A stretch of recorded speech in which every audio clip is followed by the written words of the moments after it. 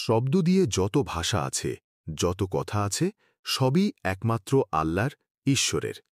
কিন্তু এর বাইরে ঈশ্বরের নিজের একটি ভাষা আছে, যা হল নৈশব্দ। তাই মাওলানা রুমি বলেছেন, এখানে এমন একটি কণ্ঠ আছে যা শব্দহীন, তা শোনো। ঈশ্বর কথা বলেন চিত্তাকাশ বা হৃদয় আকাশ হতে। যখন মানুষ নানা শব্দ শোনে বা মানুষের সাথে কথা বলে, তখন সে নৈশব্দ হতে পারে না। ফলে ঈশ্বরের ভাষা শুনতে পায় না।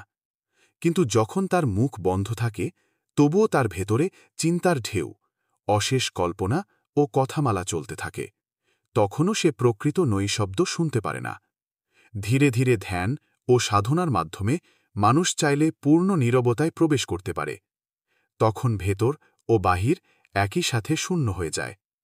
আর যখন এই শূন্যতা উপস্থিত হয়, তখন মানুষের মধ্যে বিরাজ করে অসীম প্রশান্তি, অসীম শূন্যতা। এই শূন্যতার ভাষাই ঈশ্বরের ভাষা। কারণ ঈশ্বর আল্লাহ, লামাকান, স্থান ও কালাতীত। তিনি শূন্যেই বিরাজমান। যখন কেউ অন্তরে ও বাহিরে সম্পূর্ণ নীরব বা শূন্য হয়ে যায়, যখন তার মন সব জটিল চিন্তা থেকে মুক্ত হয়ে যায়, তখন তার অন্তরে খুলে যায় ঈশ্বরের রহস্যের দ্বার। তখন আল্লাহ তার সাথে গোপন বাণীতে কথা বলেন। আর এই বাণী যদি নবীদের কাছে আসে, তাকে বলে ওহী। আবার যখন নবী রাসূল ছাড়া অন্য কোনো সাধকের অন্তরে তা উদ্ভাসিত হয়, তখন তাকে বলা হয় ইলহাম বা দেববাণী। কিন্তু যে ব্যক্তি যত বেশি মুখে বা মনে কথা বলে, সে ততই বিচ্ছিন্ন হয় শূন্যতা থেকে এবং ততই দূরে সরে যায় ঈশ্বরের অসীম প্রশান্তি থেকে।